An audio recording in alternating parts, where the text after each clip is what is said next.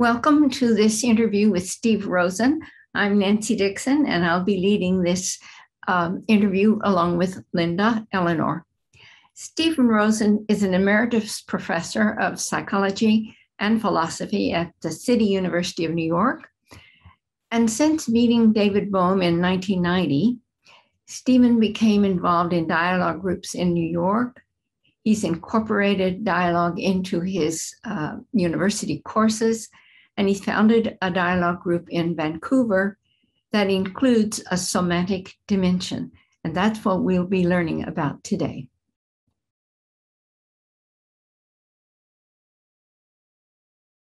There's a kind of social agoraphobia that I'm feeling, too much space, too much social space around me, too many eyes on me, and it may leave me with a feeling of being exposed. It does leave me with a feeling of being exposed. And I'll feel a lump in my throat accompanying that. So it's tuning in. What we're doing is tuning in to thoughts, feelings, and bodily sensations. And it's not about a confessional, and it's not about group therapy. It's about taking a step toward community by lowering the barriers to communication and having them, occur on a gut level. So that's... Yeah. Go ahead. So I was just going to contrast that with the dialogue group that Beth and I co-lead. Though we're just like you, we don't really do anything other than put out the announcement that we're doing it, and we kind of let the group go where it wants to go. But it is a different quality of a dialogue. I know I noticed that being in your dialogue on Sunday, in contrast to our dialogue. Ours is much headier. We're talking about ideas much more, even though at times you'll bring us back to the body, right? And I found in yours, we weren't talking so much about ideas. It was more very much at a feeling level. Yeah. So if somebody is feeling fidgety, they'll say it. They're aware of it and they'll say it, right? Right. And one of our members frequently talks about sensations he has in his body, constriction in the chest, muscular tightness. That comes into the picture. And, but it isn't just that. And we have to be careful, because if I'm just paying attention to my body, I could be objectifying my body at the same time. So the idea is, if I feel my chest is constricted, I have to feel into it. I can't just observe it from a distance. Oh yes, my chest, I'm feeling something in my chest. I have to really feel it from within itself. Yeah. And it comes across, I'm really happy that you and Nancy joined the group, because it gave you a felt sense of what's happening with us. Yes, it's a very different culture. I even think I mentioned that. Yeah. I felt like I was in a very different dialogic culture. Made me realize that there's dialogue groups and then there are dialogue groups. So what I'm taking away from this is that you're bringing in a specific aspect that often dialogue groups can be leaving out. And it's very important to remember. But as you said earlier, it's not an either or.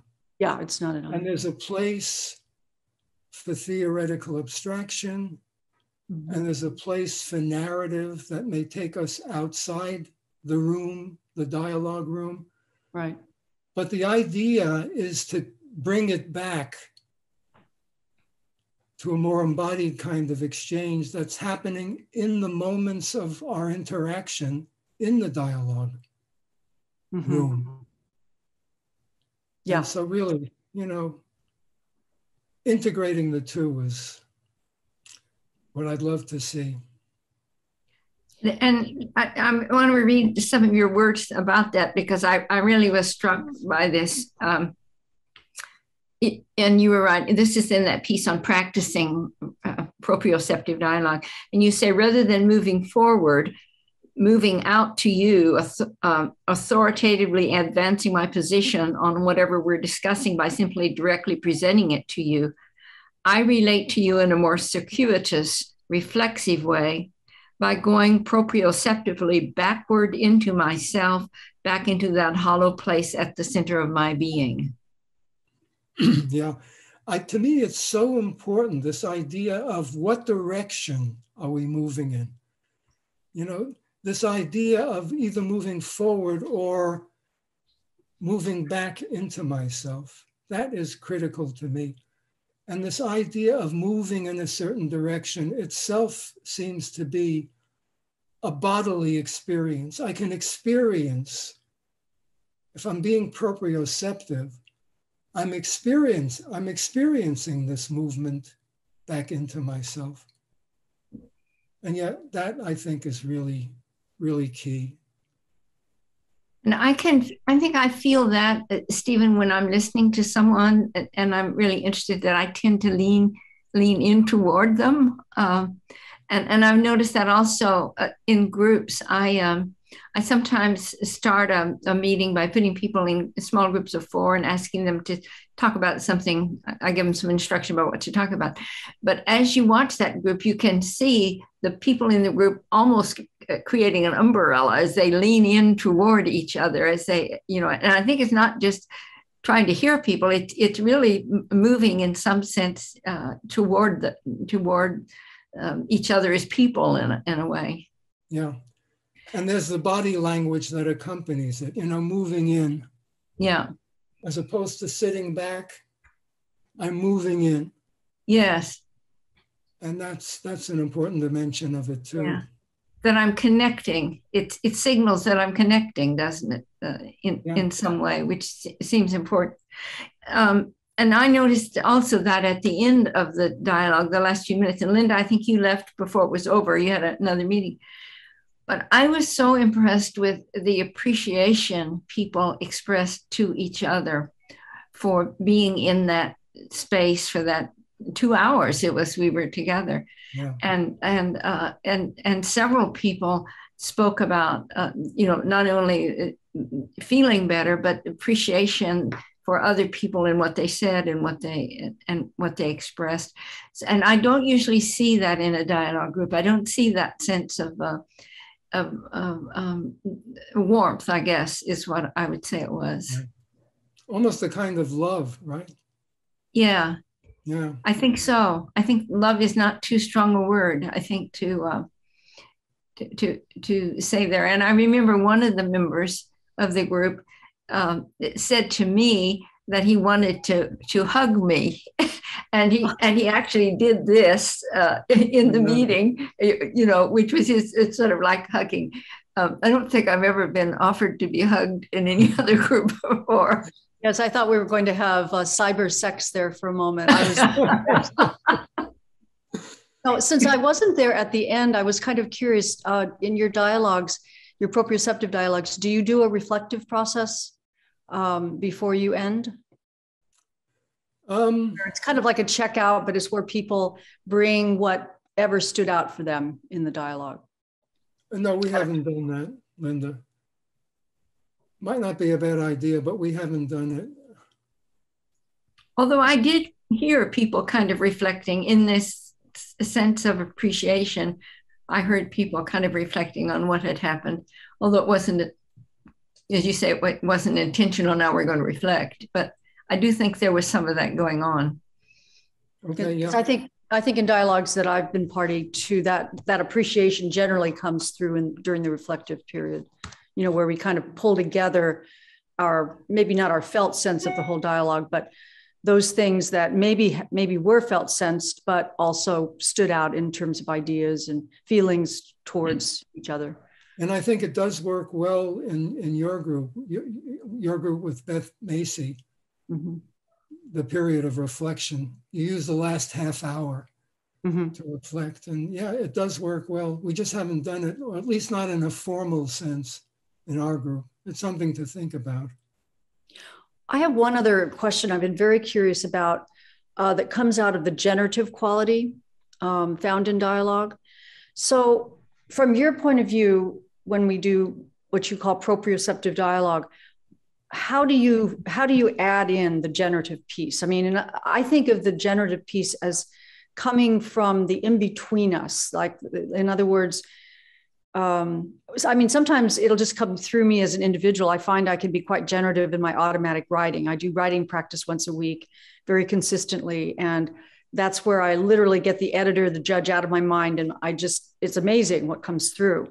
So I'm kind of curious, how do you view that sort of generative channel coming through in the proprioceptive form of dialogue you do? Yeah, if by generative you mean leading to a sort of creative output. Mm-hmm. That isn't something we focus on, Linda, but I hope it happens just in the course of relating to each other in that way. It may energize us. Mm-hmm. And the energy can contribute to a generative result. Mm-hmm. But, and I think just connecting with each other in that way triggers thoughts, feelings that energize other activities. So, but there's no focus on generativity per se in the group. I do think it leads to it, though. So, going back to my experience with Gelden's work, and also setting in on the dialogue that I did with your group, most of the things that arose were negative feelings. But maybe the exception is the one where the person wanted to hug me. But are positive feelings a part of this? Are they as helpful as negative feelings? I mean, it seems to me the negative feelings we're saying, okay, that brings an awareness to something. Is the same thing around positive feelings? Sure. I think there are more negative feelings than positive feelings. And it doesn't surprise me. Look at the environment we're living in. And we're all affected by it. You know, it's the elephant in the room. People feel beleaguered by the pandemic, the climate crisis. It's affecting all of us. I know, Linda, you're very sensitive to it. So it brings out those negative feelings. But as you saw in our meeting, positive feelings come out as well. Expressions of love, expressions of connectedness. So it's both, but the negativity does tend to be a bit more insistent in people's psyches. Another question I have, given the type of dialogue that you do, you're familiar with the term contingent and non-contingent dialogue, right? In Beth's and my group, we've primarily been doing contingent dialogue where we'll put out a topic, let people think about it, and then we come into the dialogue, and at least that's our starting point. We never know where it's going to end up. And we've been now playing with non-contingent dialogue. At least the dialogue I was in with you Sunday, that was what I would call very non-contingent. We sat in silence for 10 minutes, and it felt to me almost like a Quaker meeting. And finally, I think it was you that broke the silence. I've sat in Quaker meetings where nothing happens. It's silence the whole way. Yes. So have you ever, I guess my question then, have you ever had contingent dialogues from that proprioceptive place where you did not have in that group? Not in that group. No, we haven't. It's just been very free-flowing.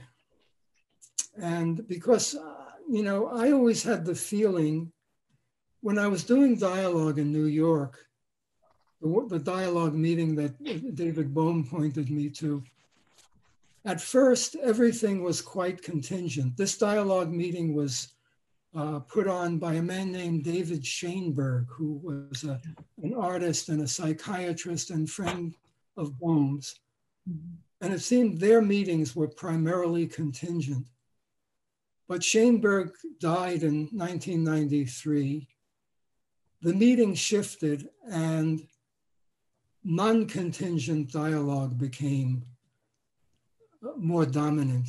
I think if Voltrout Ireland is out there, she remembers that. She was actually the facilitator of the meetings after David Shainberg died, and it was non-contingent. I always felt it's more spontaneous. If you have a topic, it sort of structures things. It builds up expectations. I find myself rehearsing how I'm going to respond to these contingencies. It reduces the quality of listening in me. That's the way I experience it. Mm-hmm. So, and we've had someone that asking about what is the meaning of contingent or non-contingent. Can you give us a little definition? I think that might be helpful for some of, particularly for some of the non-people who are English isn't the first language. Yeah. Well, contingent dialogue, as I understand it, is a kind of session where it has a structure. There are topics, people are asked to think about certain things. There may be even a discussion of a book in the dialogue session. Non-contingent means there are no contingencies, it's free-flowing. Whatever, somebody mentioned, Linda, you mentioned a Quaker meeting, where there are no expectations whenever the spirit moves. But one difference is that in Quaker meetings, the spirit is from above. It's a sort of vertical relationship, whereas in dialogue, the spirit is horizontal. It's among us. Whenever we feel moved, we'll enter into the dialogue. Interesting. Yeah, this notion of horizontal and vertical. I think the vertical is where the generative comes. Bohm was quite interested in how to bring the cosmic into the dialogue, but he was also interested in following thoughts back to their source, which is more the proprioceptive piece. So it's really how do you do it all? And the cosmic is not necessarily from above. That would be a traditional understanding. Right. Cosmic we could be talking about communal embodiment, a communal body that we relate to. And so, and how do you do it all, right, Linda? How do you do it all? Yeah. That also brings me to time. I wanted to read another little passage from your no, I think this is actually from Beth Macy's writing, but it relates to, she says, delving deeply into his or her own awareness and experience of such feelings would eventually lead to memory, which is shared with the group. The group members would start to see similar patterns in what they had found in their own life. The sharing led to the awareness that the irritation and its underlying dimensions were not really individual, but were in fact communal. Is that a sense that's a part of this communal, this feeling? Yeah, that's an issue that comes up very often in what I called our Victoria dialogue, that group. And for me, the question is, where do my feelings and thoughts and bodily sensations stop? And where do our thoughts and feelings and bodily sensations begin?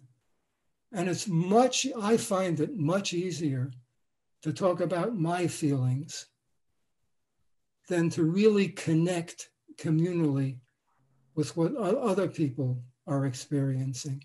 And I think that's the great challenge. Can we make a transition from everything revolving around what I'm feeling to a genuine and genuinely embodied communal experience? What is that transition like? Is it possible? Can it be made? That's a big question for me. Yeah, for me too. I think how I usually come to it is that if the dialogue is long enough, there's more opportunity for that deeper sharing, that deeper ground of sharing to unfold. But if you have a short dialogue, it's very hard to get all the voices heard in a way where you really sense that we're talking and feeling the same way about whatever it is that's being processed. Yeah.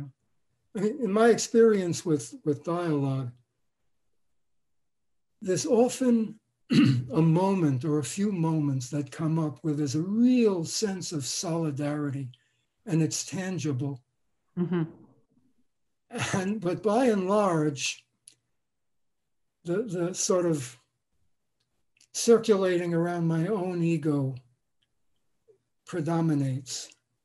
So it's not that we don't have those moments of embodied solidarity, but, you know, I think it would be nice because of this situation that we're facing in the world outside of us, I think it would be nice if that embodied sense of connection could become more active and, you know, more noticeable.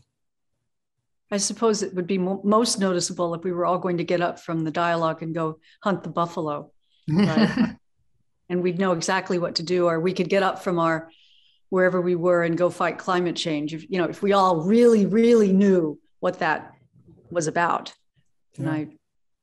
But I definitely felt it in the group we were in with you, Stephen, because I remember at one place, one of the members of the group who hadn't talked at all near the end said that she was in a really terrible place, and she didn't elaborate on what it was or anything like that, but I could feel her hurt, and she had teared up, and I teared up at the same time. In fact, I'm thinking about it's starting to tear up now, and it was so. I felt her, and I'm sure other members did as well. I felt the pain she was in. I think if my eyes were tearing, I must have felt it physically as well as intellectually. I think the more we can connect on a bodily level, the more there will be that shared experience, the shared emotion, the communal connection. Yeah. So yeah, that's another. I mean, one question that came up earlier in this interview is, how can we really? What's the benefit of this kind of experience? And one of the great benefits of it is, we can feel mm-hmm. what the other person is feeling, and there is that communal level. Mm-hmm. But I have to say, speaking for myself, I feel the communal level, but I'm still pretty much under the influence of my ego. Yeah. So, well, it's become more and more obvious to me that those of us raised in the West, we come from that analytical part of our brain more. We're just taught that, and our language comes from that noun-based place where it feels almost impossible to connect emotionally. It's just not part of our culture. And I know, but there's something else also about it. And that is, if I can sense how my ego is dominating me, if I can feel into that can soften the influence. So getting a proprioceptive sense of the operation of the ego can soften the domination of the ego. So that's part of what we're doing in dialogue. We're not just connecting in a kind of, fuzzy way, but we're connecting by looking at how disconnected we are and feeling into it. If I'm disconnected and I'm paying no attention to my disconnection, then the disconnectedness is going to rule. Mm-hmm. And so part of it, there's this paradoxical process that's operating, mm-hmm. of feeling into my disconnection as a way of connecting. Yes. In a real sense. On that paradox, I'm going to stop us because we want to give people a chance to talk with each other.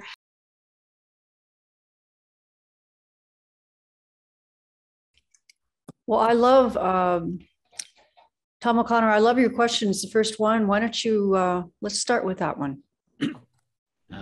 Okay.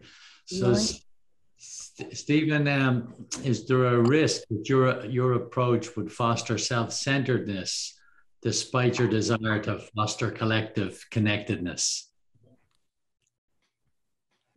Well, I think the intention is to do the opposite of fostering self-centeredness. I tend to be more self-centered when I'm primarily in my head, being theoretical. If I can enter more fully my body and be aware, proprioceptively aware of what's happening in my body, it creates a space within me through which I can connect with other people. But if you get me talking theoretically, philosophy of physics, man, am I self-centered then. So Thank that's you. how it works for me.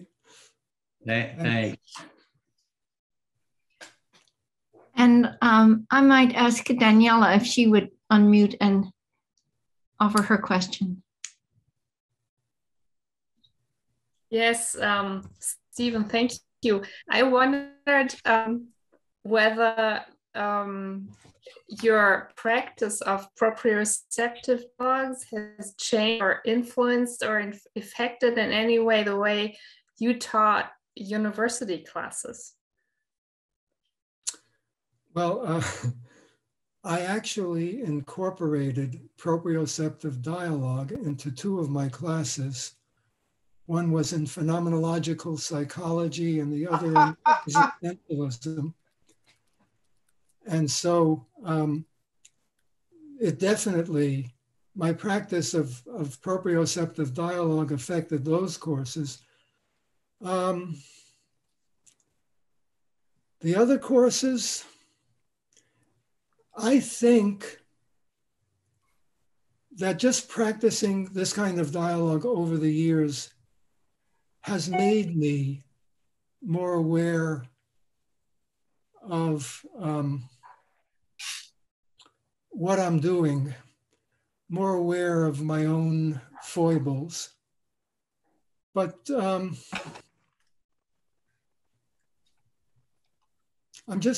pausing because I'm trying to compare how it was in the 90s, which was my last year of teaching, to how it was in the 2 previous decades.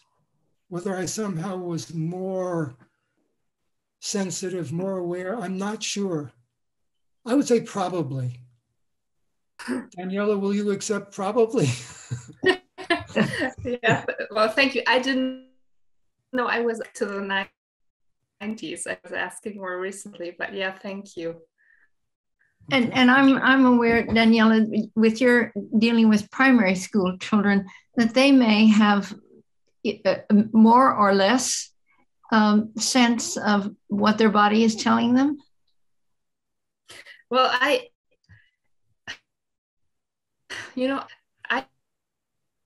thinking the whole time from what I've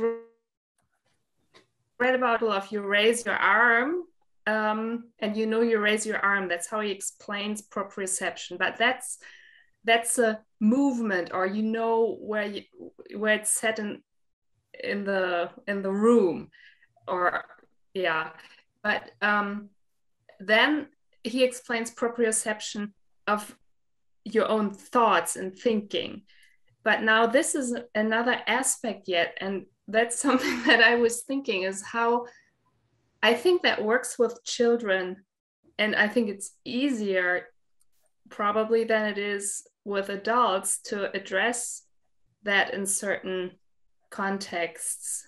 I think they might be more willing maybe to talk about that. I'm not sure, but I think it's an interesting aspect to try out. I have not tried that out. Okay, good. Maria, I think your question is quite interesting. Do you want to speak it, unmute, and talk to Steve about that concern? Yeah. Yes, it's close to what Tom was asking to start with. You know, when I am in a dialogue, I try to alter my attention to three levels. One is what is happening in me. The other is what do I sense at the group level, the energy of the group, and so on. And the other focus of attention is what is the person who is talking. What do I receive from that person, and so on. And but it's my experience that when I focus intensely on my inner experience, a bit like the focusing method, I am not that open to other levels of perception, and I have the impression that it may bring me too much onto myself. So I wonder. I know that we can have, if we dance together, we can at one point have a similar movement because we connect without words and so on. But in dialogue is an act of words, and somehow we meet each other through finding the right word. I wonder, I have the impression that if I'm too focused on my felt sense, inner felt sense, I will not find the words and I will not reach out to others. It's a long question. Yes. Dialogue, by focusing proprioceptively in dialogue, I'm focusing in relation to the other, not strictly on myself. And as far as Genlin's notion of focusing, in his book called Focusing, there is a focusing manual, what he calls a focusing manual. But there is also a listening manual where we focus in such a way that we're receptive to each other. In the course of focusing on what my experience is, it's in relation to another, and we're both focusing. But it isn't a kind of retreat, a kind of insular retreat from relating to another. I'm moving into myself in the same gesture as moving out to you. It isn't a movement into myself and staying there and cutting myself off from you. So it's by the same gesture through which I move proprioceptively back into myself that I'm also moving out to you. So I see it as relational rather than as insular. And I think Genlin's focusing can be practiced in that way as well. Thank you. Thank you, Stephen. I'd like to ask Lisa if she would unmute, and Marokowski, if you would unmute and speak your question. Yeah. Hi, Steve. Good to see you. Good to see you. So what came to my mind while you were speaking was that, a sort of field forms within the group. And if the group field, is a kind, which I see as a kind of co-feeling with others. Do you think that phenomenon might help us get past some of our current cultural divisiveness? Well, I mean, one of the reasons I'm so caught up in dialogue and have been for many years is I see the political and socio-political dimension of it. Yeah, I think if I can relate to you with an awareness of my own foibles and what's happening in my body, and relate to you in that way, it can contribute to a sense of connection, a sense of solidarity, a strengthening of the field, as you put it. So yeah, I do see it that way. Robert Corman, I think your question or comment might be a good follow-up for that.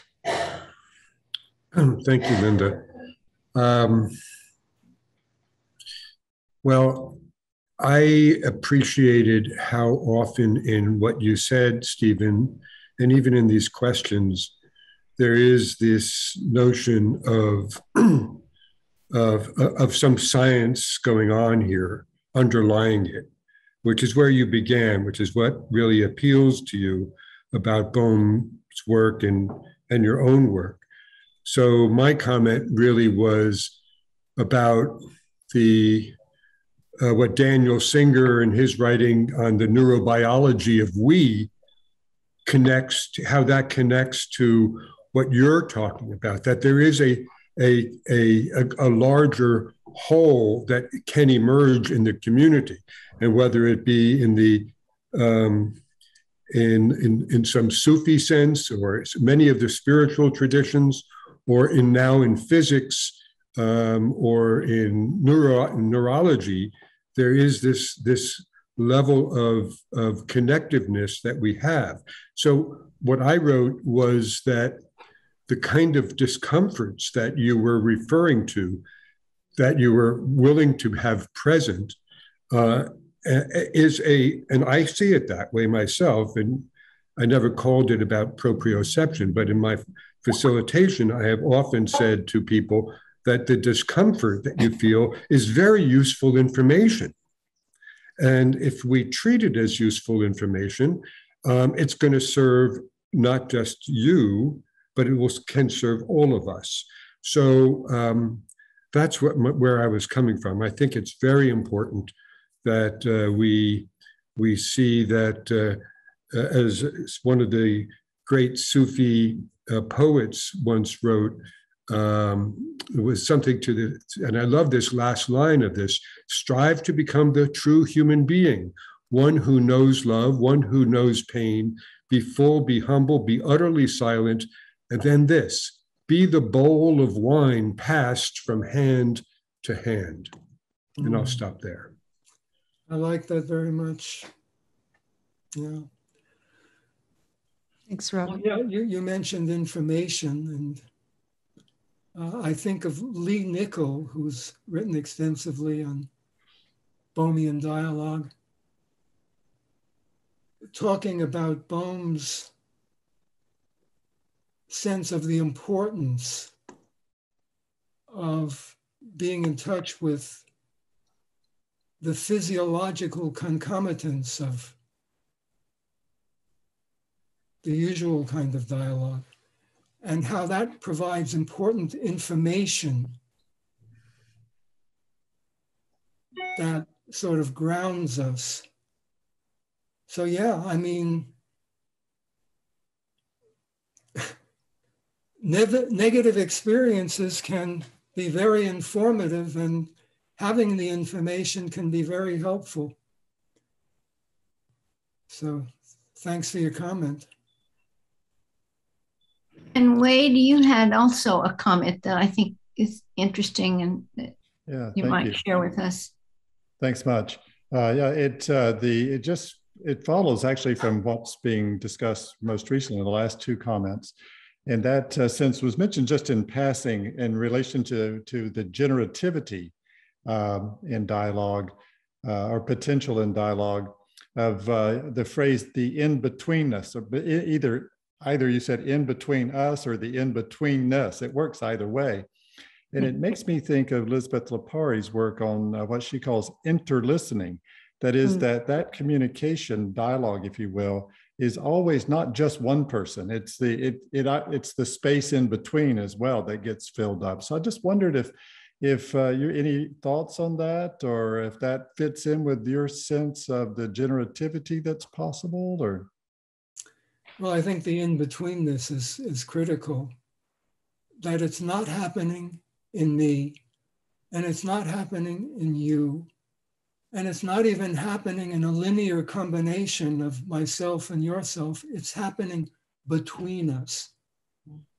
And that's where the field is generated, as opposed to separate individuals. And it really goes hand in hand with Boehm's thinking about fields. And fields can be very generative and can lead to all sorts of, breakthroughs and creative work. So yeah, in betweenness is, it's also a philosophical concept, Wade. Mm-hmm. Certain Asian approaches to philosophy emphasize the import of what lies between. Yes.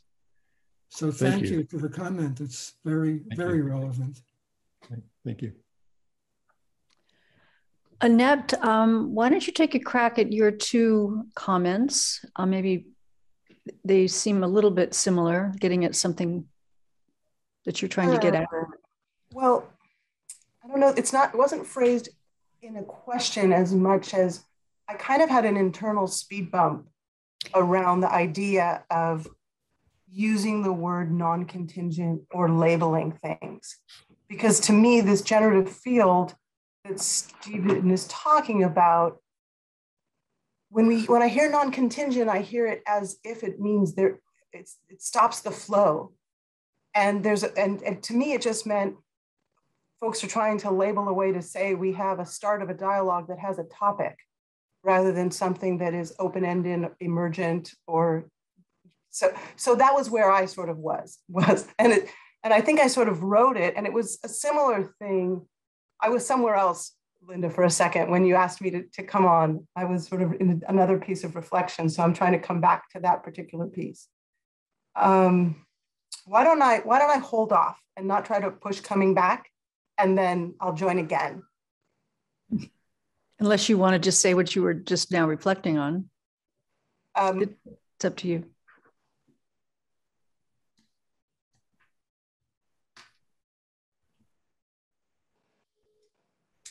I don't want. It's not that I don't want to say it. It's like it literally. I lost it as I went to find the other piece. That's all right. We'll come back to you. We'll come back to you. Now I'm sitting here grappling for two things, and that's not authentic. Raise your hand, and then we'll come back to you. Lloyd, why don't you take it away with your comment about heart? Lloyd. Thank you. Yes, I'm just unmuting. Thank you so much, Stephen. I really appreciate the discussion today. Now, two specific areas is that heart wasn't directly mentioned except in Nancy's interaction, and not really any focus on emotions. And yet, I see these as centers of possibly our greatest experiencing of our human beingness. And welcome comments on that. And also, it came up in our small group. I said I was curious whether things are just allowed to flow, people be who they are and bring who they are, or is there any sharing of how to become more skillful? In two specific areas, I know that it is really, there are practices and teachings about becoming more skillful, and one is with intuition, and another one is with our emotions. So I just welcome any comments you have, and specifically how they relate to the proprioceptive dialogue. Thank you. Yeah, I think, thanks for the question. I think that with dialogue, the best way of sharing is by modeling. I can communicate what dialogue is, proprioceptive dialogue, not so much by explicit teaching, but by practicing it, by living it. And people can see by my behavior, hopefully, presumably, what I mean by dialogue. So there's a lot of nonverbal communication rather than explicit information. Does that pretty much answer your thoughts, your question? I'm not sure. I think only partially. Yeah, you've answered specifically about whether there is any sharing of information, but at the very beginning, we're sharing. Information is shared at the very beginning. It begins by describing the process, and much as I've described it here. But beyond that, I feel that too much instruction can get in the way of the process. What do you think? I agree.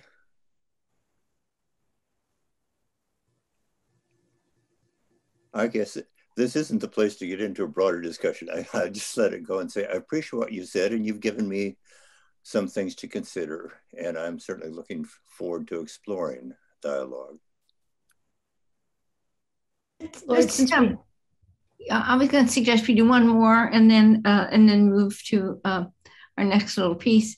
But so Mary Beth, would you, it kind of returns to this issue of children, I think, but would you unmute yourself and say your thinking around that or question?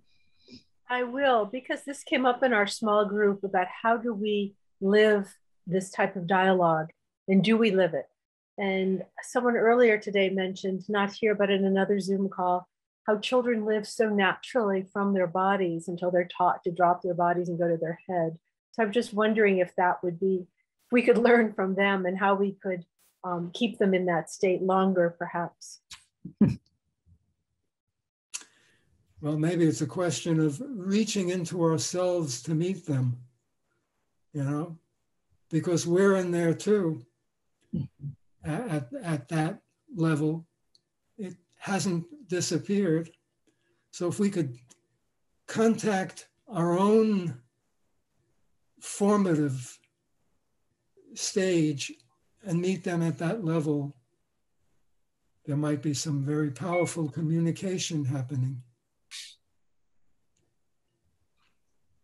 Thank you, Stephen. I want to let people know that we have another dialogue on October 15th with David Schramm, and he's here with us today. And I wanted to ask him if he would say a little bit about what he'll be talking about then on October 15th. You're muted. Mute myself. Well, Steve, first of all, it's been a real pleasure listening to you, my old friend. I've never heard you give a talk before. We've only dialogued together many, many times. We've had wonderful dialogue. I really, really enjoyed it. So, so I see that the Academy has invited in over time quite a number of people who have known David Bohm. And I really expect that Bohm, being so broad in his interests and so deep, that from everyone you get a unique perspective. So I hope that I will also bring you something fresh. My experience with Bohm started in 1971. I went for a 2-year period of postdoctoral studies with him in physics, in the physics department at Birkbeck College at the University of London. So that was how I got to know Bohm.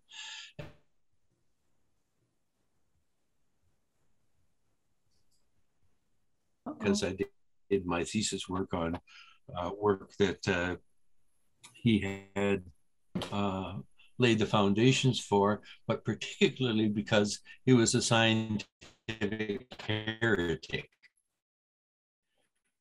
He believed that he would be able to, in some way, understand quantum theory, crank the formula.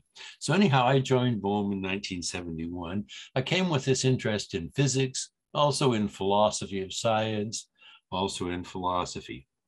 Well, by the time I left, Bohm and his presence, what my interest really was the transformation of consciousness. Because in my experience, in the end, that's what David Bohm was about too, although he did all these other things. His focus was really the spiritual journey and the transformation of consciousness. So this exploration of mind is where I'm most familiar with Bohm. And it's what we might look into together a few weeks from now. So of course, this involves the mind. And this Bohm really plumbed deeply. He looked at not only our conscious dimensions, but also the liminal realms, the realms that you just touch on, feel into, evanescent, and so on. And then he went into that completely beyond the grasp of conscious mind. So these last two areas are what Bohm felt was really essential to the transformation of man, what you can hold in your mind and work with, like from a self-help book or something. So to explore all this deeply, David felt dialogue is the key. And further, now this is Bohmian dialogue. This is pure Bohmian dialogue. There are many good things that have come out of it, many offshoots and so on. But in terms of what David was doing, it was really this spiritual exploration through which he hoped that society might be transformed. So to explore all this, Bohm, David, felt that dialogue is the key. And further, that the key to dialogue is what he called participatory understanding. So if you've read any of David Bohm's work, you've seen a lot about participatory understanding. Now, this kind of understanding is very subtle. And yes, we could say embodied. It contrasts with literal, verbal, or conceptual understanding, which is what we usually mean by understanding. You know, I have understood something, I have it in my memory, I can draw it forward. Participatory understanding is not something that we accumulate, that we lodge in memory and work from and draw forward. It's of the moment, it's of a movement. It's a whole different kind of perception, a whole different mode of cognition. And this is what Bohm was trying to induce through dialogue. So through participation, David Bohm takes us into a discovery of who we are, not only in our finite dimensions, which we're so used to, but in dimensions which are unbounded. He takes us into a new functioning of consciousness, and in the end, which is really important to all of us, a new field of relationship leading to a holistic culture, you know, a transformation of society. So now this is a big order that Bohm was looking into. And really what we're talking about here is a renaissance of culture. And he was hoping that dialogue, in the Bohmian sense, might be a seed of this, and that this might grow. So that is, I would say, David's vision of dialogue and what we might look into together in a few weeks. Can't wait.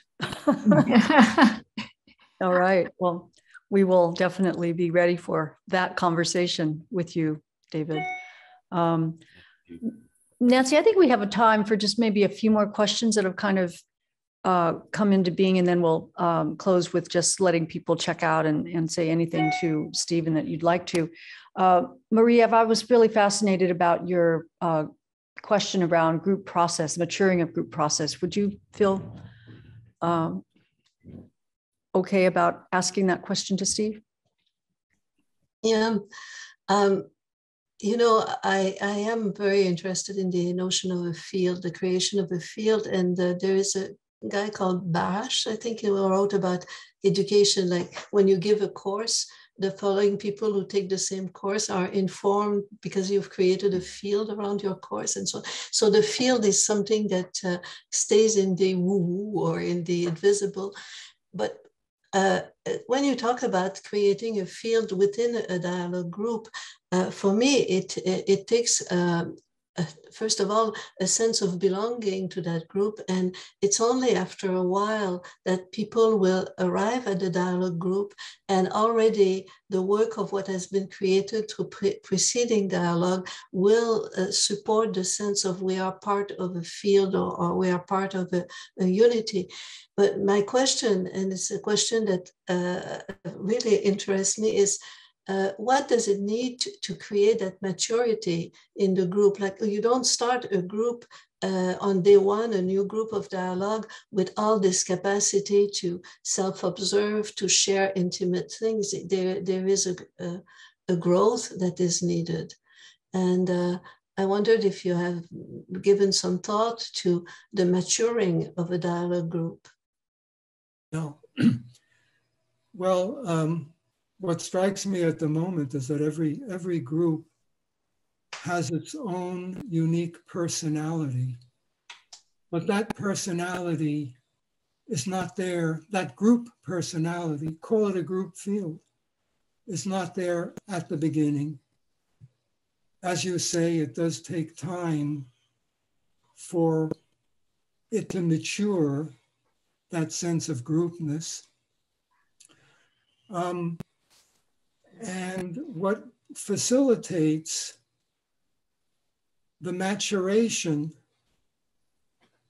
is the practice of being proprioceptive together.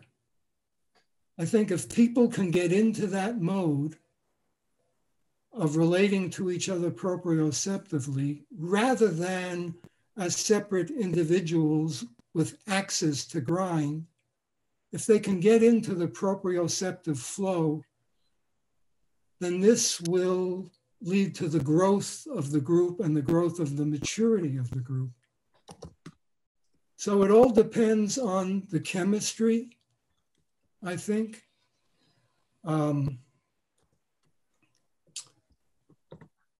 It depends also, and here's a word that I think is critical, and a word we've used before, the container.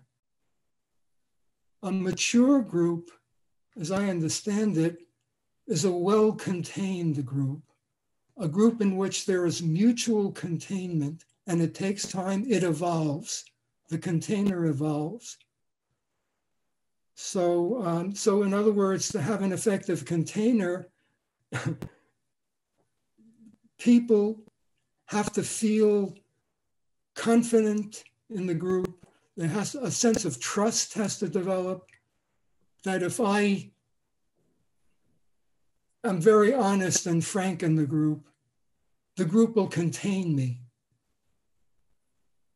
And all of that speaks to the issue of the maturation of group field.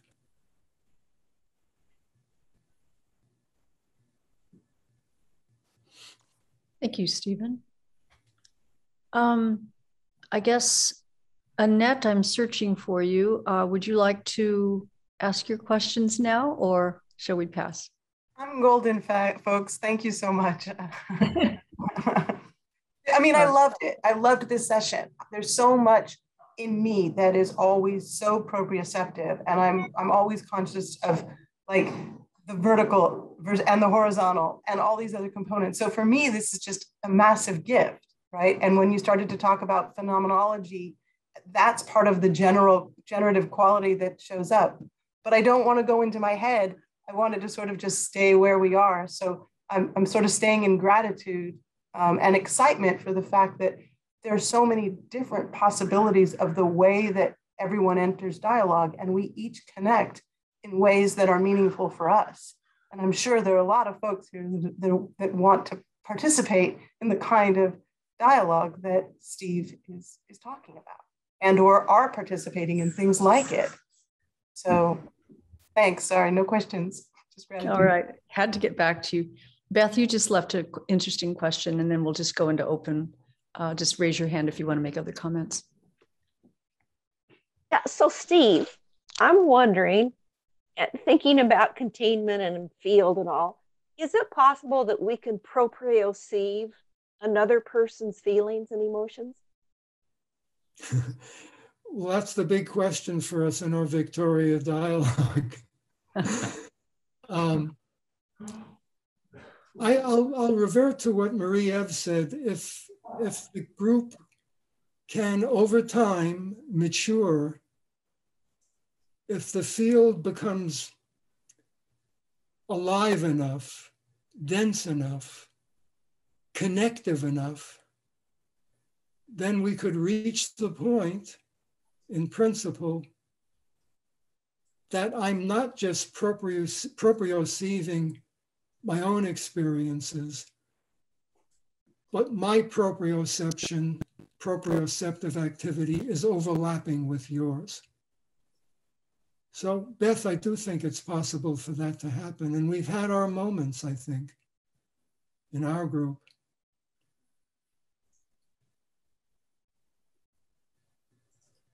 So we have just a little under 15 minutes. So this is just a time where we can share any reflections that we want with Steve or with others in the group. Yes, Wade. Thank you. So I want to follow up on what Beth and Stephen just talked about. And we talked about a little bit in the breakout group where I brought it up, but everyone seems to be aware of this. Some work I've been reading recently by an anthropologist that was published in he kind of summed up his work in the 90s, a man named Edward Sorensen. And he had done a lot of work with hunter-gatherer groups. And he called what he didn't even know how to explain how they were doing this when he first encountered them. But he came to call it pre-conquest consciousness. That is, before they were ever dominated by kind of a more powerful group that brought them maybe into a more kind of settled setting. And it was, and the term that he used was socio-sensual immediacy, the way they communicated with each other. And I've been working with that concept along with dialogue in terms of what I'm calling socio-sensual mutuality. And I'm wondering if that proprioceptiveness of self and others is in some way what is being referred to in this socio-sensual immediacy or mutuality. And I just wonder any thoughts, and I'm willing to share this article, this chapter, one of his last chapters with anyone via email or et cetera. It's actually available on online. So anyone who have, Stephen, if you have any comments on that, or maybe others have something to say about that? Yes, Thank you.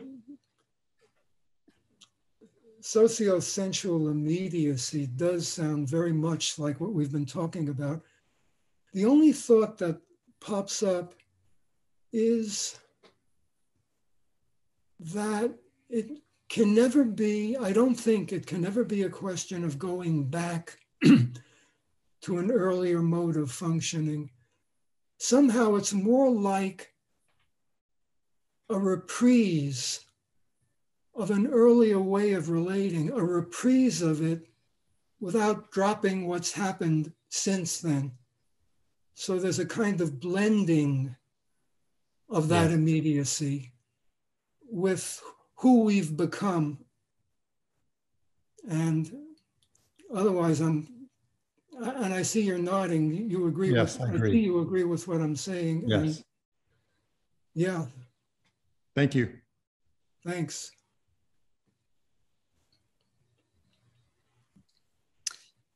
Any other comments, ahas, reflections?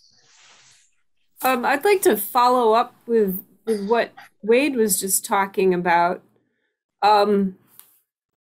Behind me, these posters are from Colombia. And I had an amazing experience on a trip to Colombia where we met with the Kogi tribe. And the Kogi are one of those few tribes that was not conquered by the Spanish when they came to the New World. And so they're still operating with, what did you call it? Pre-Conquest Consciousness. And what I noticed from being around them, even for a short time, is that it also seems to be the ability to be in direct conversation with Mother Nature, with the earth itself. It's like they have devised ways to listen to a being greater than ourselves. And it's just, I wish they could teach all of us. Really? I like that. Is there a book that you can recommend, or is there any information on what you experienced, Lisa? There's some movies on YouTube about, just search Kogi, Kogi, Columbia, Colombia. I forget the filmmaker, but there was a guy who did a BBC special back in, I think, the 1990s. You can find that one. And then they invited him back 20 years later. They basically said, hey, this didn't have the effect we want. Let's do another movie. So he did another one. Sounds great. Thank you for offering. Yeah. Wow. I think any of us that are parents may have had that experience with young children, that you can sense what they are feeling, and they also can sense what you are feeling. It seems to me that children have an amazing ability to know what you are thinking, even if you don't voice it. I don't know if others have had that experience, but I certainly had that experience many times with children. Robert Ray saying he'd had that similar experience. Yeah. Wade? Yes. Can I throw something in here? Sure, absolutely. Yeah, I appreciated the comment, Lisa, very much. There are numbers of books that are emerging now that speak to that conversation that is possible between ourselves and that which we are a part of, as the way it might have been spoken in the shamanic tradition. One of the books is a book by Martin Prechtel, who spent most of his life in Guatemala. But the book was called The Unlikely Piece of, and I'll put this in there because it's hard for me to spell it for you, Kukamakwik, but the parallel lives of people as plants, keeping the seeds alive. And it really speaks to the voices of that which is spoken around us all the time. And I think it's very much a part of presencing people in groups to invite that in, to be informing us as we engage in what can emerge. So I'll stop there and write in the name in the chat box. Wonderful. Wow. Well, this has been an incredibly fruitful discussion, Stephen, and I thank you for instigating it, for sharing your wisdom with us. It's really been very helpful to all of us. Absolutely. Great pleasure. And we look forward. I did put in the chat a link to Wade's not to Wade. Wade, I was going to have you appear next time. Not to Wade, but to David Schramm's, who will be on October 15th. You can also, I've already put it on the Academy calendar, so you can see it there and join us at that time. Thank you for all these wonderful sources. Nancy, I think we can save this, right? And maybe send it along with the recorded video. Yes, I have saved the chat, so we can do that. Yep. Awesome. Awesome. All right. So thank you all for today, and special thanks to Stephen. Thank you. Yes, thanks for everyone who showed up. This was a very rich conversation. You. Thanks to everyone. Yes. We hope to see you next time. Thank you, Stephen. Wonderful, Thank you, Stephen. Stephen. Thank Thank you you. so much. Thank you so much. Thank you. Thank you. Thank you, Stephen. Bye. Bye. Bye.